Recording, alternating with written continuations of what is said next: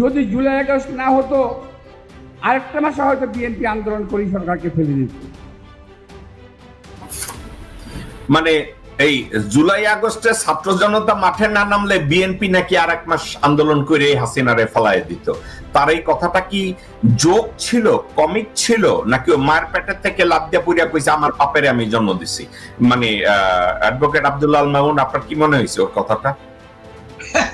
এটা তো একটা ফার্স্ট কথা বললেন, 1 নম্বর কমেন্ট।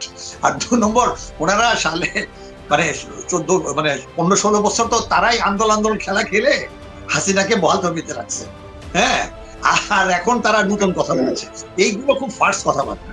আর 2 নম্বর হলো, আপনি যে কথাটা বললেন যে এই যে ইমিউনিটি কিংবা এখন এই সুযোগে সবার মামলা তুলে নিবে, আমি একটু অ্যাড করে নেই, খালেদা জিয়ার বিরুদ্ধে যে মামলাগুলো ছিল সেগুলো কিন্তু তুলে নিয়েছে। হ্যাঁ, হাসিনার বিরুদ্ধে যে গনি ফখরুদ্দিন যে কয়েক ডজন মামলা করেছিল সেটা হাসিনাও তুলে নিছে।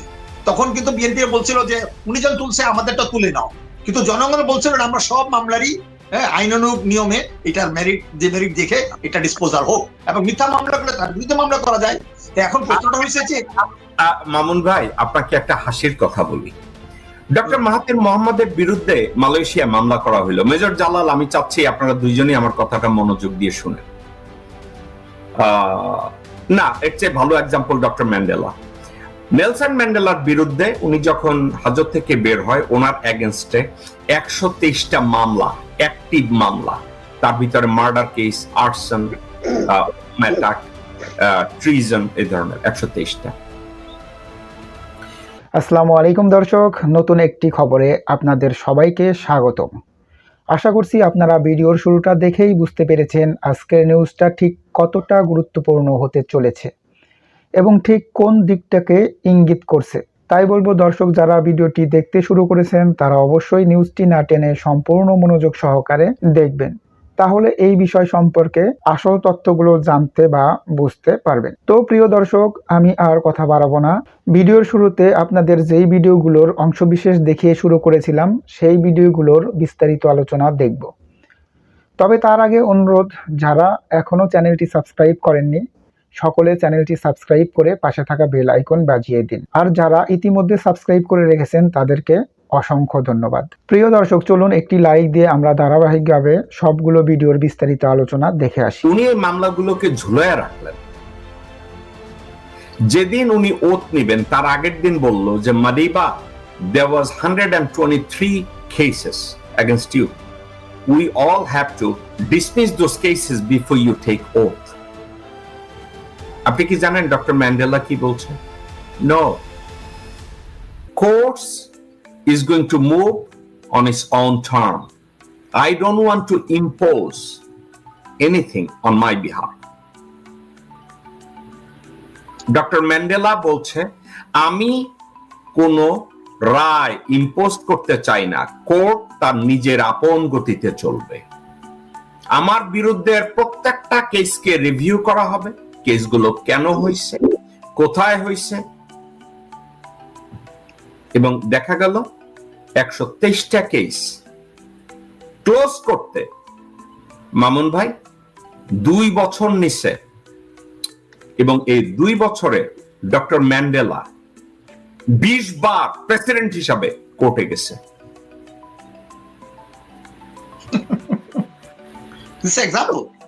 ভাই, কোন একটা বলদের বাচ্চা তারেক রহমানের ডক্টর ম্যান্ডেলার সাথে তুলনা করছে। কি বলবো, নাউজুবিল্লাহ বলবো না কি বলবো? না, কোথায় বলবো না, কোথায় রাজরানী আর কোথায় চুতমা রানী।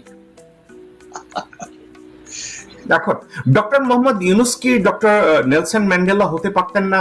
উনি যদি বলতেন, জালাল ভাই, মামুন ভাই, ডক্টর ইউনূস যদি বলতেন, কার বিরুদ্ধে কেস ডিসমিস হবে আমি জানি না, কিন্তু আমার বিরুদ্ধে কেস এভাবে ডিসমিস হোক আমি তা চাই না।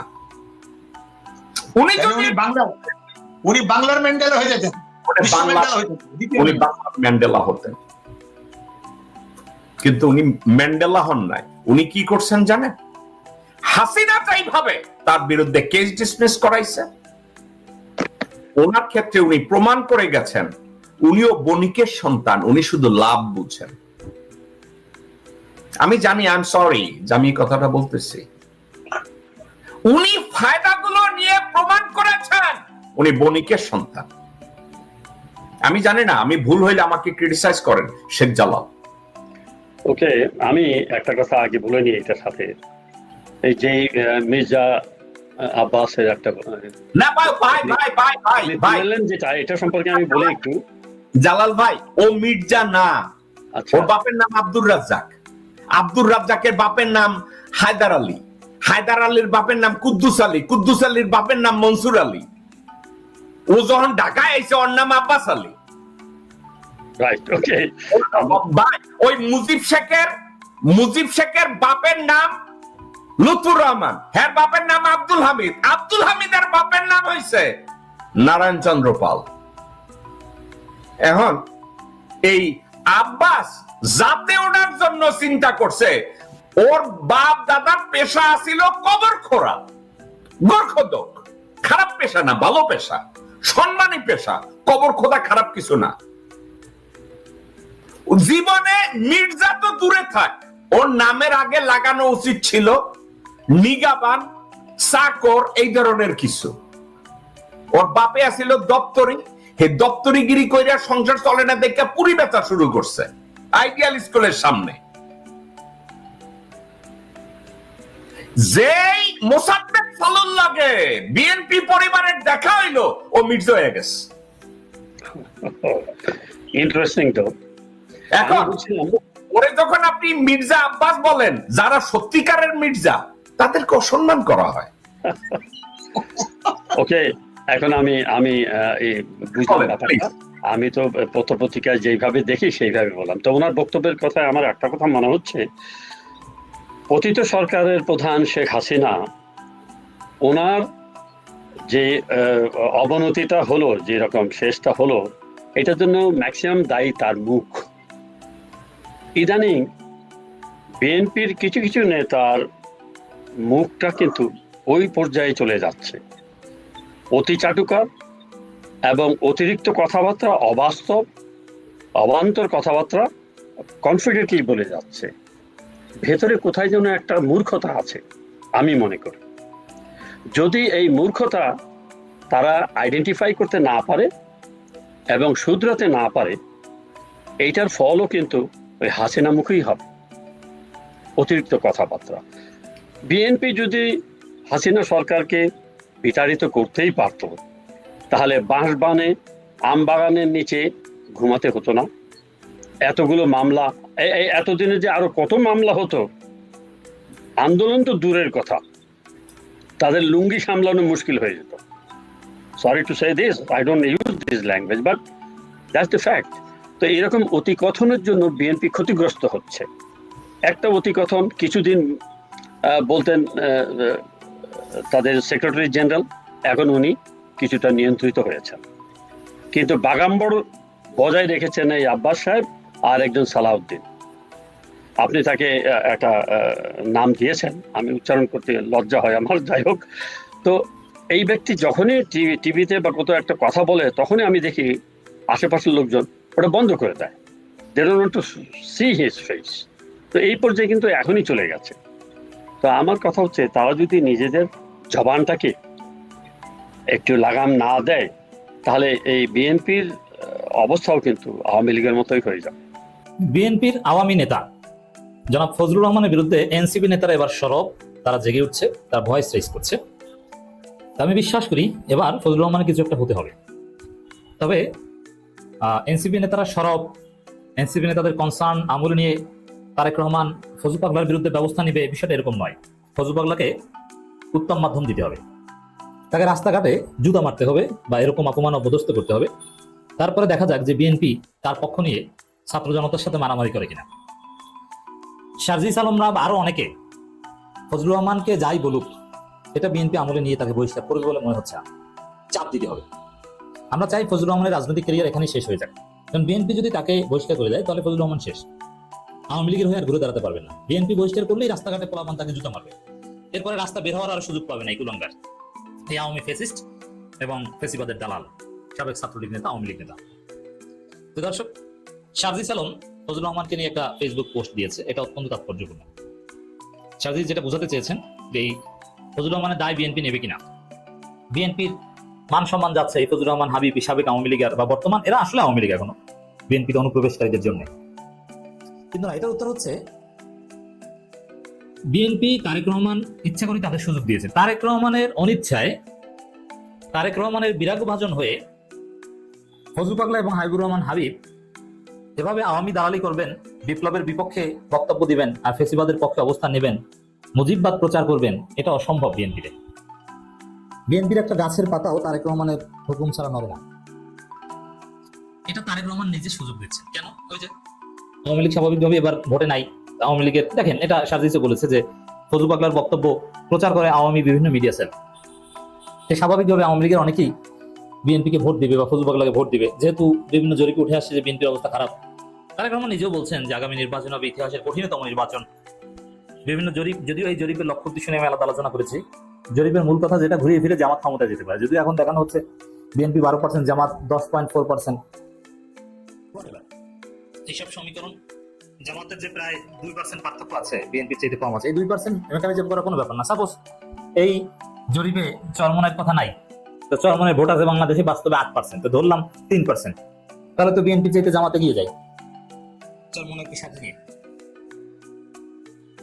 এই জায়গাগুলোতে তারেক রহমান বিএনপি দেখছে যে আমাদের অবস্থা তো ভালো না, আমরা চাঁদাবাজি করতে করতে লন্ডনে বসে চাঁদার বাদ নিতে নিতে অবস্থা খারাপ।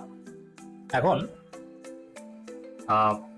এই ফজলু পাগলাদের মাধ্যমে আওয়ামী কিছু ভোট যদি আমরা পেতে পারি, যে আওয়ামী লীগ আশায় বুক বাঁধবে যে বিএনপি যেভাবে আওয়ামী ন্যারেটিভ প্রচার করছে, বিপ্লবের বিরুদ্ধে অবস্থান নিচ্ছে, নাহিদ ইসলামরা নাকি 500-700 মানুষ হত্যা করছে, বিএনপির একজন পদধারী নেতা যদি বলে নাহিদ ইসলামরা বেজন্মা কুলাঙ্গার, এরা 500-700 মানুষ হত্যা করেছে, এগুলো যদি বিএনপি নেতা বলে, তাহলে আওয়ামী লীগ তো আশায় বুক বেঁধে বিএনপিকে ভোট দিয়ে ক্ষমতায় আনবে। যদিও অলরেডি আওয়ামী লীগ বিএনপিকে ভোট দিয়ে ক্ষমতা আনার জন্য পাগল।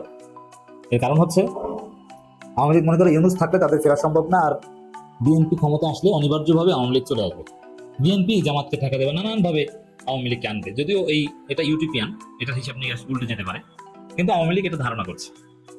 এই জায়গা থেকে ফজলু পাগলাদেরকে তারেক রহমান বুঝে শুনে মাঠে নামাচ্ছেন। কিন্তু দুঃখজনক, তারেক রহমান বিপ্লবের কেউ না হলেও বিপ্লবের পক্ষে ছিলেন, বিপ্লবের ভূমিকা ছিল না তারেক রহমানের, কোনো অবদান নাই, তিনি দেশে ছিলেন না, বিদেশে থেকে কোনো কর্মসূচি দিতে পারেননি, কিন্তু বিপ্লবের পক্ষে ছিলেন। তিনি এটাকে দ্বিতীয় স্বাধীনতা বলেছিলেন। তারেক রহমান এই বিপ্লবের ফলে মামলা থেকে মুক্তি পেয়েছেন, দেশে আসার একটা প্রেক্ষাপট তৈরি হয়েছে, খালেদা জিয়া বিদেশ যেতে পেরেছেন। সেই জায়গায় তারেক রহমান সেই বিপ্লবের বিপক্ষের শক্তি ফেসিবাদীদের বৈধতা দিয়ে মাঠে নামিয়ে দেবেন, এটা দুঃখজনক। এটা তারেক রহমানের জন্য আত্মঘাতী সিদ্ধান্ত। তারেক রহমান কিছু আওয়ামী ভোটের আশায় এটা করেছেন, কিন্তু ফল উল্টো হবে, বিএনপি ভোটে তো নাই হয়ে যাবে। আপনি কিছু আওয়ামী ভোট পেতে যে বিএনপি অরিজিনাল ভোট তো নাই হয়ে যাবে, তাহলে কি তারেক রহমান ধরে নিয়েছে যে বিএনপির অরিজিনাল ভোট ওটা জামাত হয়ে গেছে, এখন আওয়ামী লীগের ভোট নিয়ে? বাস্তবে in reality, believe it or not, বাংলাদেশের অধিকাংশ জায়গায় এখন বিএনপির চেয়ে আওয়ামী লীগের ভোট বেশি। বিএনপির চাঁদাবাজিতে মানুষ এতটাই অতিষ্ঠ হয়েছে, বিএনপির কোনো মিশন ভিশন অথবা ম্যানেজমেন্ট ক্যাপাসিটি কিছুই নাই, তো সব দিকে এখনো আমি বিশ্বাস করি বিএনপির চেয়ে আওয়ামী লীগের ভোট বেশি।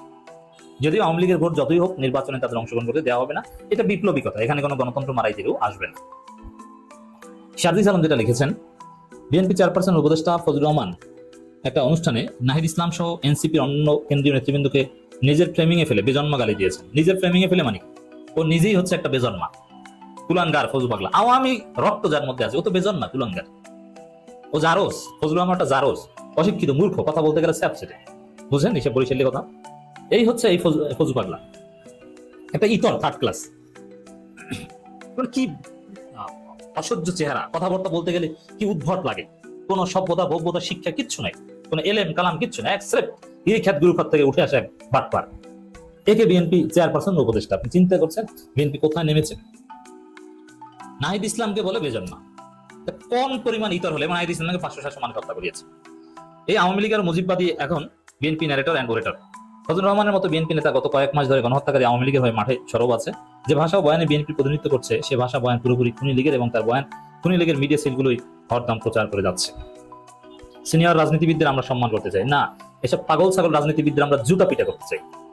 কিন্তু জনাব ফজলুর রহমানের মতো পলিটিক্সের ন্যূনতম আদবের তক্কা না করে ইনিয়ে বিনিয়ে ফেসিবাদের দালালি করা, অভ্যুত্থানকে মেনে নিতে না পারা আওয়ামী এজেন্ডা বাস্তবায়নকারীদের বিরুদ্ধে ছাত্র জনতার ক্ষোভের বহিঃপ্রকাশের দায় তাদেরকেই নিতে হবে। পাল থেকে ছুটে যাওয়া লাগাম ছাড়া কয়েকজনের জন্য বিএনপি বারবার নিজেদের প্রশ্নবিদ্ধ হতে দেখতে চায় কিনা এই সিদ্ধান্ত বিএনপি নিতে হবে। এখন নাহিদ ইসলামরা যদি সরাসরি তারেক রহমানের সাথে এই বিষয়ে কথা বলে,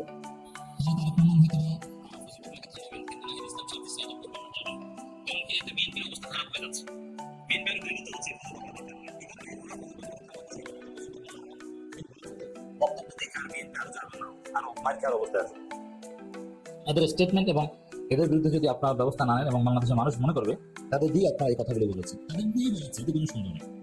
এখন এনসিপি চাচ্ছে বলুক আর বিএনপির অবস্থা করুন হোক। এখন আবার নতুন ন্যারেটিভ গুপ্ত সংগঠন। আরে বেটা, গুপ্ত তারাই যারা প্রকাশ্যে এবং গুপ্ত কিছুই করতে পারে নাই, যারা বরং গুপ্ত সম্পর্ক রেখে হাসিনার আঁচলের নিচে বসবাস করে ব্যাংক, বিমা, ব্যবসা বাণিজ্য চালিয়ে গিয়েছে এবং 16 বছর পর্যন্ত বাংলাদেশের রাজনীতিটাকে কলুষিত করেছে হাসিনার কোলের ভিতরে থেকে, তারা হচ্ছে গুপ্ত সংগঠনের সদস্য। বাংলাদেশের রাজনীতিতে নতুন একটি ন্যারেটিভ তৈরি করা হচ্ছে গুপ্ত রাজনীতি নিয়ে, তথা জামাত শিবিরের কার্যক্রমকে বিতর্কিত করতে নতুন করে আলোচনায় আসছে বিগত 16 বছর তারা কিভাবে গুপ্ত রাজনীতি করেছে সেই বিষয়টি। সম্পূর্ণ একটি মিথ্যাচার এবং সম্পূর্ণ একটি অন্যায়ভাবে নতুন করে এই ন্যারেটিভ তৈরি করার, দাঁড় করানোর জন্য চেষ্টা চালিয়ে যাচ্ছেন কেউ কেউ। আমি যদি গুপ্ত রাজনীতির পক্ষে এবং বিপক্ষে এবং গুপ্ত রাজনীতি আসলে কারা করেছে কারা করে নাই সে বিষয়ে বিশ্লেষণ করি, তাহলে আপনার চোখের সামনে ভেসে উঠবে আসলে গুপ্ত রাজনীতিটা কি। এটা যে একটা আওয়ামী স্টাইলে নতুন করে ন্যারেটিভ দাঁড় করিয়ে আমাদের নিজেদের মধ্যে অনৈক্য তৈরির ফাঁদ, এটা আপনারা স্পষ্টই বুঝে উঠবেন। বাংলাদেশের রাজনীতিতে যে কয়টি রাজনৈতিক সংগঠন আছে স্বাধীনতার পর থেকে আজ পর্যন্ত 53 বছরের ইতিহাসে কোনো রাজনৈতিক দলের কোনো শীর্ষ নেতাদের এখন পর্যন্ত ফাঁসির কাস্টে হত্যা হয়েছে এর কোনো রেকর্ড দেখাতে পারবেন না। অফিসিয়ালি আপনারা দেখেছেন বাংলাদেশের একমাত্র রাজনৈতিক দল যেটা হচ্ছে বাংলাদেশ জামাত ইসলামী, যাদের শীর্ষ 11 জন নেতাকর্মী কাউকে ফাঁসির কাস্টে, কাউকে জেলের মধ্যে ইনজেকশন পুশ করে হত্যা করা হয়েছে। এটা কখনোই গুপ্ত রাজনীতির সঙ্গী হলে তাদেরকে ফাঁসির কাস্টে ঝুলতে হতো না। বরং আপনারা দেখেছেন তারা প্রকাশ্যে রাজনীতি করেছে, প্রকাশ্যে দেশের পক্ষে কথা বলেছে, ধর্মের পক্ষে বলেছে, মানবতার পক্ষে বলেছে বিদায় আজকে তাদেরকে প্রকাশ্যে ফাঁসি দেওয়া হয়েছে বাংলাদেশ। এটা গুপ্ত রাজনীতির কোনো ইতিহাস কাউকে এরকম প্রকাশ্য ফাঁসির মঞ্চে নিয়ে আসতে পারে না। আপনারা এমনও দেখেছেন যে দেশের বাহিরে অবস্থানরত মীর কাশেম আলী সাহেব যখন তার বিরুদ্ধে মামলা চলছে এবং তার সুরিদরা বলছে বাংলাদেশে আপনার আসার দরকার নেই, তখনও কিন্তু তিনি প্রকাশ্যে বাংলাদেশে এসে বিচার মেনে নিয়ে তারপরে ফাঁসির কাষ্টকে বরণ করে নিয়েছিলেন। মাওলানা মতিউর রহমান নিজামী, কাদের মোল্লা, আলী হাসান মোহাম্মদ মুজাহিদ, তারপরে এটিএম কামরুজ্জামান, মীর কাশেম আলী, এই প্রত্যেকটি মানুষ ফাঁসির মঞ্চে দাঁড়িয়ে গিয়েছে। একটা বারের জন্য তারা সাধারণ ক্ষমা ভিক্ষা পর্যন্ত চায়নি, যেটা রেওয়াজ অনুযায়ী চাইতে পারে। তাহলে তারা কি গুপ্ত রাজনীতির সংগঠনের লোক হলে এইরকম কাজ করতে পারতো? তারা তো গুপ্তভাবেই এটাকে সমাধান করতে পারতো। তারা তো গোপনীয় এগ্রিমেন্ট করে তৎকালীন সময়ের যে জোট ছিল, জোট থেকে বের হয়ে গিয়ে আওয়ামী লীগের সাথে আঘাত করলেই তারা সেটা করতে পারতো। কিন্তু তারা কিন্তু সেই জায়গায় কখনোই ছাড় দেয়নি, কারণ তারা চিন্তা করেছে তাদের দুনিয়ার চাইতে আখিরাত উদ্দেশ্য, এবং সে কারণেই তারা কিন্তু আল্লাহর সিদ্ধান্তের উপরে আস্থা রেখে দুনিয়ার এটাকে সামান্য মনে করে তারা মাথা পেতে দিয়েছিল ফাঁসির মঞ্চে। আজকে তারপরেও দলটাকে বিতর্কিত করতে কেন এই বক্তব্য? এর কারণ হচ্ছে এই দলটাকে বিতর্কিত করতে হলেই এমন কিছু ইস্যু ক্রিয়েট করা হয় যে ইস্যুগুলো হচ্ছে হাসিনার স্টাইলে ন্যারেটিভ। আপনারা জানেন যে বাংলাদেশের রাজাকারের তালিকা হয়েছে, সারা বাংলাদেশের রাজাকারের তালিকায় সেই 10,000 মানুষের মধ্যে নাম্বার ওয়ান না শুধু, মানে প্রায় 90% উপরে লোক রাজাকার আওয়ামী লীগের। এরপরের তালিকায় বিএনপি, আর 37 জন আমি দেখলাম তালিকায় জামাত ইসলামের লোক, যাদের মধ্যে কেউ হয়তো বেঁচেই নাই। এটা ধরেন আওয়ামী লীগ রিপোর্ট করেছে, তাতে এই অবস্থার মধ্যে আপনার পড়েছে। তো সেই জায়গায় তারপরেও বাংলাদেশের মানুষের কাছে ন্যারেটিভ দাঁড় করানো হয়েছে জামাত শিবির বলে। কেন তাহলে এই ষড়যন্ত্রের মূল উদ্দেশ্য হচ্ছে বাংলাদেশে যাতে রাজনৈতিক অস্থিরতা তৈরি করা যায়, না বুঝে অনেক নতুন রাজনীতিবিদ সেজে যাচ্ছে। 5ই আগস্টের পরে অনেক ভ্যালুলেস পিপলরা এখন রাজনীতির ময়দানে সামনে এসে কথা বলার চেষ্টা করছে, কিন্তু আসলে মূলত তারাই গুপ্ত সংগঠনের কিংবা গোপন সংগঠনের কিংবা আওয়ামী লীগের সাথে আতাত করা লোক, এছাড়া আর কিছুই নয়। আপনি দেখেন যে কোনো যুদ্ধে আপনি জয়ী হতে হলে আপনাকে কৌশল অবলম্বন করতে হবে। ধরে নেন ঢাকা বিশ্ববিদ্যালয় সহ বিভিন্ন জায়গায় আওয়ামী লীগের আমলে সারা বাংলাদেশের কোন রাজনৈতিক দলেরই তো সেই অর্থে ওপেন কোনো অ্যাক্টিভিটিস করতে দেওয়া হয়নি। আপনি যদি দেখেন যে অফিসগুলো, এমনকি জামাত ইসলামের অফিসগুলোকে তালাবদ্ধ করে রেখেছে সারা বাংলা। দর্শক, আশা করি সবগুলো ভিডিওই আপনি মনোযোগ সহকারে দেখেছেন। সেই সাথে দর্শক, এই ভিডিওগুলো সম্পর্কিত যদি কোনো তথ্য বা মতামত থাকে তাহলে অবশ্যই কমেন্টস করে জানিয়ে দিন। এতক্ষণ সাথে থাকার জন্য ধন্যবাদ। আবার দেখা হবে আগামী ভিডিওতে কোনো নতুন টপিকস নিয়ে। সকলের সুস্বাস্থ্য কামনা করে বিদায় নিচ্ছি। আল্লাহ হাফেজ।